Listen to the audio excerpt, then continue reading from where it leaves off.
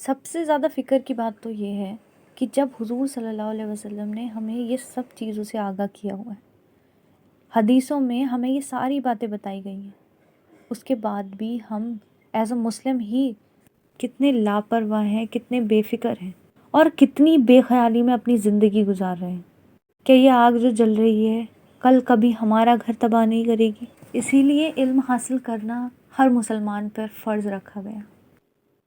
اگر آپ یہ سوچتے ہیں کہ قیامت کب اور کیسے آئے گی تو دنیا کے حالاتوں کو دیکھتے ہوئے یہ کہنا مشکل نہیں کہ قیامت نزدیک ہی ہے۔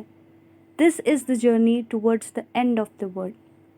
اس کے لیے آپ کو کیا تیاری کرنا چاہیے اور اسلام میں اس کے بارے میں کیا بتایا گیا ہے، اس چینل پر ہم یہ ساری باتیں کرتے ہیں۔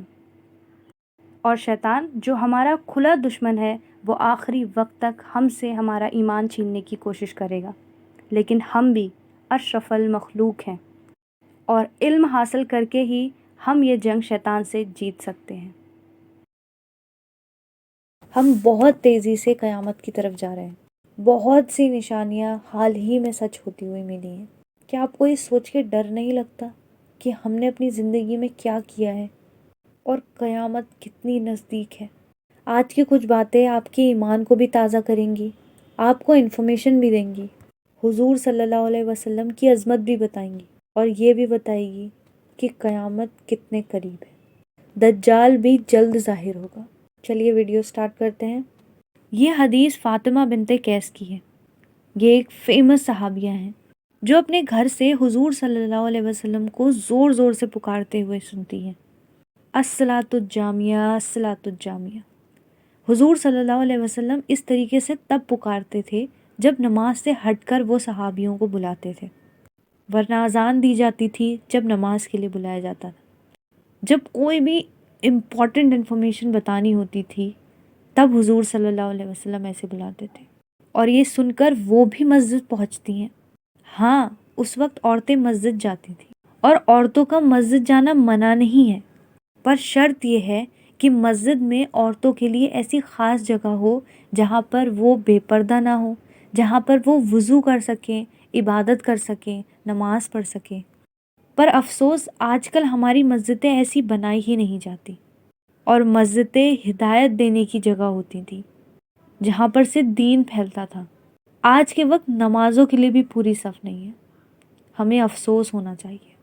تو واپس اپنی بات پر آتے ہیں۔ حضور صلی اللہ علیہ وسلم فرماتے ہیں کہ سب اپنی اپنی جگہ رہیں۔ وہ کہتے ہیں کہ کیا تمہیں پتہ ہے کہ میں نے تمہیں یہاں کیوں بلایا ہے؟ جس پر وہ کہتے ہیں کہ اللہ اور اس کا نبی بہتر جانتا ہے۔ حضور کہتے ہیں کہ آج میں نے تمہیں کوئی لیکچر یا ایڈوائس دینے کے لیے نہیں بلایا ہے، بلکہ آج میں تمہیں وہ سب چیزیں بتانا چاہتا ہوں جو تمیم الداری نے بتائی۔ یہ تمیم الداری ایک کرسچن صحابہ تھے جو بعد میں ایمان لے آئے تھے، اور اسپیشلی اس واقعے کے بعد وہ ایمان لے آئے تھے۔ اس وقت جو لوگ ایمان لایا کرتے تھے وہ زیادہ تر پیگنز ہوتے تھے، بہت کم کرسچن اور جوز ہوتے تھے۔ انہی جوز اور کرسچنز کو اہل کتاب بھی کہتے ہیں، کیونکہ اللہ کی طرف سے ان دونوں ریلیجن میں بھی کتاب نازل کری گئی جس میں ساری ہدایت کی چیزیں تھیں، پر اتنے سالوں میں یہ کتابیں بھی کرپٹ ہوئی ہیں۔ تمیم الداری بتاتے ہیں کہ وہ بہت سال پہلے ساؤتھ کی طرف سمندر میں جا رہے تھے، اور جو قریش ہوا کرتے تھے وہ ایسی ٹرائب تھی جو سمندر پر نہیں جاتی تھی۔ اور یہاں پر حضور کی ایک اور حدیث صحیح ہوتی ہے، وہ کہتے ہیں کہ میں نے دیکھا کہ میری امت لہروں کے اوپر سے جا کر دوسرے دیشوں کو جیت رہی ہے، جبکہ وہ لوگ تو سمندر پر جایا ہی نہیں کرتے تھے، تو وہ اپنے سمندر کے سفر پر جاتے ہیں۔ یہ ہجرت کے 90 سال کا واقعہ ہے۔ یہ سب ملا کر 30 لوگ تھے جو جنام اور لکھم ٹرائب سے تھے۔ یہ نارتھ کرسچن عرب تھے۔ پھر سفر کے دوران یہ ایک بہت بڑے طوفان میں پھنس جاتے ہیں۔ 30 دن تک یہ اسی سمندر میں ہوتے ہیں، اور اسی طوفان کی وجہ سے یہ ایک جگہ پر پہنچ جاتے ہیں جو ان کے لیے بالکل انجان ہوتی ہے، اور پھر انہیں ایک آئیلینڈ دکھتا ہے۔ اس آئیلینڈ کو دیکھ کر یہ ایک چھوٹی بوٹ میں جو ہر ایک شپ میں ہوتی ہی ہے اس میں اتر کر اس آئیلینڈ پر چلے جاتے ہیں۔ یہ 3 لوگ اپنی چھوٹی بوٹ میں جب وہاں پہنچتے ہیں تو وہاں دیکھتے ہیں کہ ایک بہت ہی ڈراونا اور بہت ہی بڑا کچھ جانور ہے۔ یہ دابہ یعنی بیسٹ بول سکتا تھا، اور اس کا نام جساسہ ہوتا ہے۔ ڈسکرپشن کے حساب سے تو یہ کوئی فیمیل لگتی ہے۔ اب یہ بیسٹ اپنے مالک کے پاس ان لوگوں کو لے جاتا ہے۔ پھر جب یہ لوگ اس مالک کو دیکھتے ہیں تو یہ اور زیادہ خوف زدہ رہ جاتے ہیں، یہ دیکھ کر کہ یہ عام انسانوں سے بہت بڑے سائز کا ہوتا ہے، اسے چین سے باندھا ہوا ہوتا ہے، جسے دیکھ کر یہ خوف میں پوچھتے ہیں تو کون ہو؟ اور وہ جواب دیتا ہے کہ بندھا ہوا میں ہوں، تو مجھے پہلے حق ہے کہ میں سوال کروں۔ اب کیونکہ یہ ڈرے ہوئے ہوتے ہیں تو جیسا جیسا وہ پوچھتا جاتا ہے یہ فٹافٹ اس کا جواب دیتے رہتے ہیں۔ اب اس کے سوالوں پر غور کرنے کا ہے۔ جب ہم ان سوالوں کو غور سے سنتے ہیں تو ہم دیکھتے ہیں کہ یہ سب چیزیں تو ہماری آنکھوں کے سامنے سچ ہو رہی ہیں، اور اس کے بعد بھی ہم اپنی آنکھیں بند کیے ہوئے ہیں، اس خوف میں نہیں ہے کہ قیامت نزدیک ہے۔ وہ سوال کرتا ہے کہ تبریہ لیک کا کیا حال ہے، جسے ہم سی آف گیلیلی کے نام سے جانتے ہیں، جو شام میں ہے۔ وہ اس وقت کہتے ہیں کہ اس میں تو بہت پانی ہے، جس پر وہ قید شدہ آدمی کہتا ہے کہ جب اس کا پانی ختم ہو جائے گا۔ ایسے ہی وہ بیسان کے کھجور کے پیڑ کے بارے میں پوچھتا ہے کہ کیا وہ پھل دیتے ہیں، اور یاد رکھیے یہ جارڈن میں ہے، اور اس وقت وہ بہت پھل دیتا تھا جیسا انہوں نے جواب دیا۔ اور اگر آپ آج کے ٹائم پہ دیکھیں گے تو وہ پیڑ اتنے پھل اب نہیں دیتے، اور جیسے حالات چل رہے ہیں وہ ٹائم دور نہیں جب وہ بالکل ہی پھل دینا بند کر دیں۔ پھر وہ زغر فال کے بارے میں پوچھتا ہے جو بیت المقدس میں ہے۔ وہ کہتا ہے کہ آج بھی کیا وہاں پر ویجیٹیشن ہے اس کے چاروں طرف؟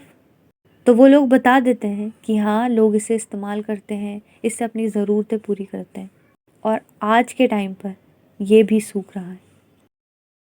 پھر حضور صلی اللہ علیہ وسلم کے ظاہر ہونے کی بات پوچھتا ہے، اور ان سب چیزوں کے بارے میں پوچھنے کے بعد وہ کہتا ہے کہ ابھی میں باہر نہیں آ سکتا۔ وہ کہتا ہے کہ جب یہ نشانیاں سچ ہو جائیں گی تب میں باہر آؤں۔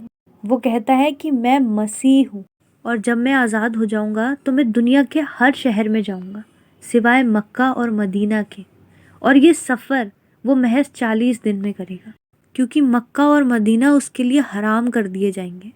اللہ کے حکم سے فرشتے مکہ اور مدینہ کی حفاظت کریں گے، اسے اندر داخل نہیں ہونے دیں گے۔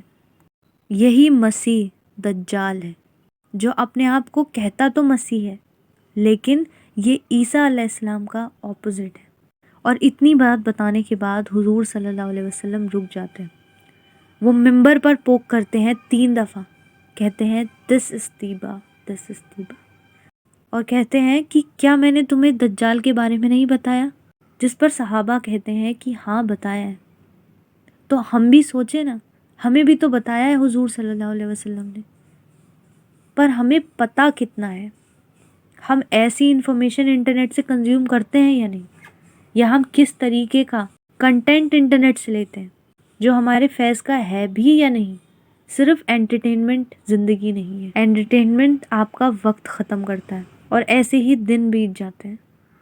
جبکہ اگر آپ علم حاصل کریں گے، قرآن شریف پڑھیں گے، دینی باتیں سیکھیں گے، ہماری ہسٹری میں کیا ہے یہ سیکھیں گے، تو اللہ پاک ہمارے وقت میں یا ہمارے دنوں میں برکت بھی دے۔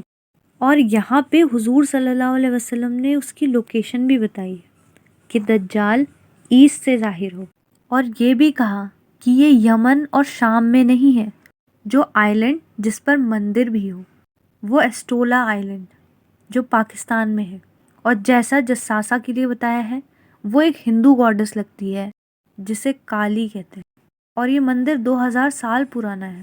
اور دیر کا مطلب ہی ایسی جگہ ہے جہاں پر عبادت کری جاتی ہو، تو وہاں پر ایک مندر بھی ہے۔ فی الحال تو اس جگہ کچھ نہیں ہے، تو ایسا بھی لگتا ہے کہ دجال کو کہیں اور لے جایا گیا ہے، لیکن یہ ایونٹ وہاں کا ہونا اس کی کافی پاسبلٹی ہے۔ باقی اللہ بہتر جانتا ہے۔ لوکیشن کی اتنی ڈیٹیل بھی موجود ہے، لیکن ہمیں اس سے کچھ نہیں کرنا، کیونکہ ہم دجال سے کبھی نہیں لڑ پائیں گے۔ ہمیں دعا کرنی چاہیے کہ ہمارے سامنے وہ فتنے ہوں ہی نہ، اور ان فتنوں کو نہ ہونے کی ہم کیا کوشش کر رہے ہیں۔ تو یہ تھی آج کی ویڈیو۔ امید کرتی ہوں آپ کو اس سے انفارمیشن ملی ہوگی۔ اس چینل کا ایم کہ آپ دین سیکھیں اور لوگوں تک پہنچائیں، یہ پورا ہوا ہوگا۔ اور ویڈیو پسند آئے تو اسے لائک اور شیئر ضرور کریں، اور ایسی انفارمیشن کے لیے چینل کو سبسکرائب ضرور کریں، کیونکہ بے خبری میں زندگی جی کر ہم اپنا ہی نقصان کرتے ہیں۔ میں ملوں گی آپ سے اگلی ویڈیو۔